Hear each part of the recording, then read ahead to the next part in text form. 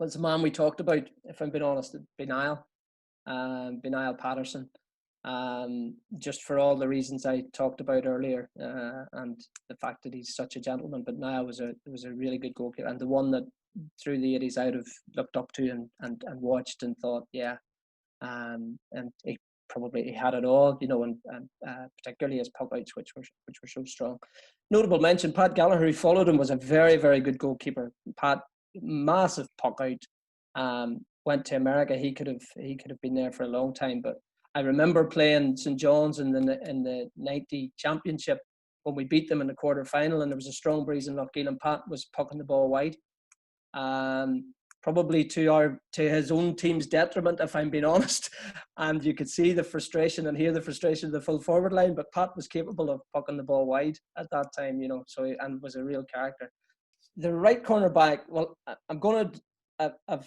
I've used a bit of poetic license here, Jerome, because I've just went with 6 backs, a bit like they picked the All Irelands, because instead of a right corner back, a full back, and I've picked my 6 best backs, and we'll put them in where we think. My first is a clubmate of mine, so I don't want to be accused of bias, but he's nailed on cert. I don't think anybody in Antrim would be Gary O'Kane. And Gary was our centre half, both at club and county, for a number of years, and probably the best reader of a game I've ever watched. Gareth, you talk about your centre half playing like a pendulum across the line. Gary just had that to a T, and his reading of the game was second to none. And he was never afraid to receive the ball, ever, no matter what pressure you were under, no matter what was going on around you. He wanted the ball. So Gary would be my first. Second would be a man who's no longer with us, actually, James McNaughton, who played in that great 89 team. James was a Rolls Royce of a halfback. He was fast, he was tough, and he could distribute the ball extremely well. So sadly, James is no longer, and he was an absolute gentleman too. Sadly, he's no longer with us. But what a great halfback he was, a great player. I'm sticking with 89 for now, but I'll come back. There are a couple of younger guns, but Woody McKinley would be another one. Dominic Woody McKinley. Over the years, Dominic played for Antrim for a number of years. He managed me when I played. When I came onto the panel at the tail end. He was probably at the tail end of his career, so I didn't get playing with him for any great length. But Woody, whose son now plays for Donnelly, incidentally, Connor McKinley. But Dominic was hard as nails and a great player. Aaron Graffin would be my next one of the more modern day in the last 10, 15 years. Aaron is as reliable as he come. Has come through a couple of nasty injuries through the years and bounced back, and so a real leader of men. So Aaron, sticky cornerback. One who didn't play as long as I would like to have seen him playing, but I think he would have on to be one of the best fullbacks in Ireland, with Cormac Hippie Donnelly of Ballycastle, who had to retire in his mid-20s. But certainly, he had a year or two before that where he was excelled as a fullback. He really was a talent, Cormac. Went on to coach Slaughtneil alongside Mickey McShane. But Cormac was a hell of a player. So I would definitely have him in my. And his father played on the 89 team, a great fullback himself.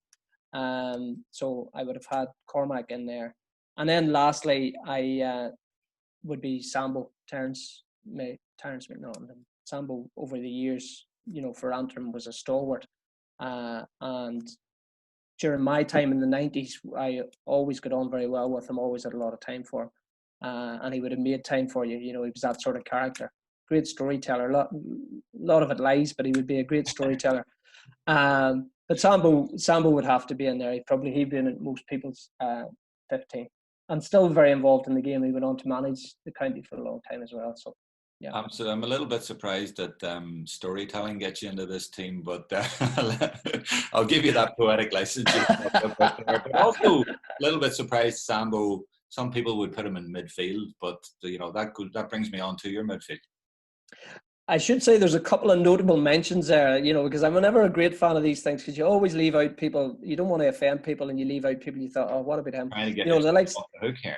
Yeah, well, a wee bit. I'm sitting there, yeah, because the likes of Desi Donnelly, who won an All-Star, I have admitted, the likes of Johnny Campbell, Big Mushy, Aidan McAteer, people like that, great defenders, who aren't in there. But I suppose it's all about opinion.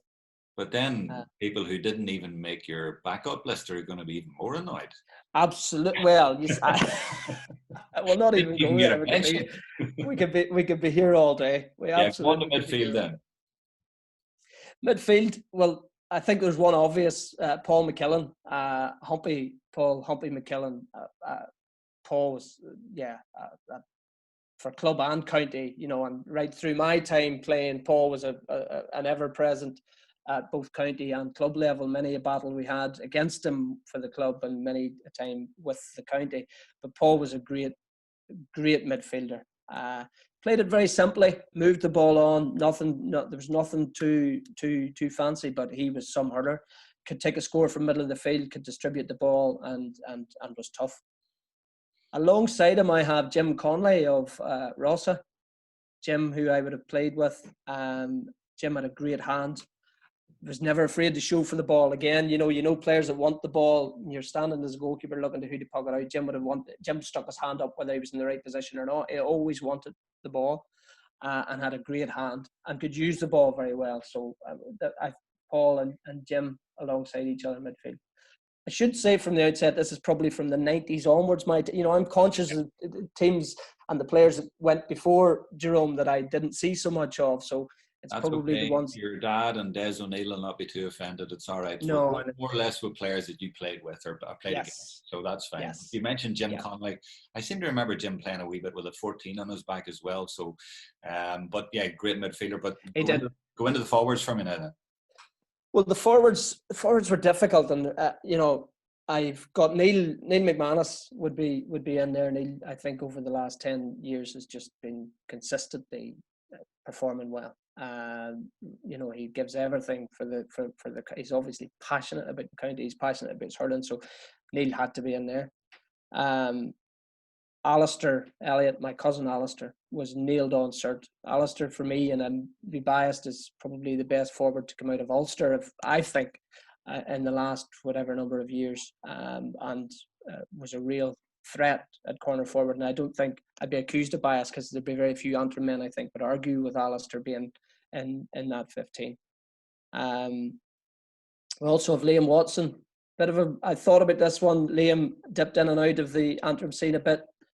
For different reasons, but I think it would have been wrong not to have him in there. Liam was an exceptional talent, and it probably was a bit of a pity he didn't play for Antrim as consistently over the years as he could have and was more than capable of. But yeah, I think if I'm looking at a 15 in terms of hurling ability, Liam has to be in there. The other one would be Olcan McFetridge, Clut, who for me was just, second to Alastair. Clut had just something about him that very few have. He's one of those guys that just had it. He had a touch and an ability and a Tommy Walsh-like ability to field high ball above people that he should never have been fielding it above. His timing was just exceptional, and a great humble character. So Clut, I think, would definitely be in there. There's a lovely quote that you gave a while back about DJ Carey, but it applies to Clut as well. He said the only bad ball into a forward is no ball at all. And especially that Offaly game in 89, the semi-final, there was balls coming into Clut and you thought, well, 50-50 at best, and he managed to conjure a score from it. Yeah, you're absolutely right. Clut didn't care what way it came in.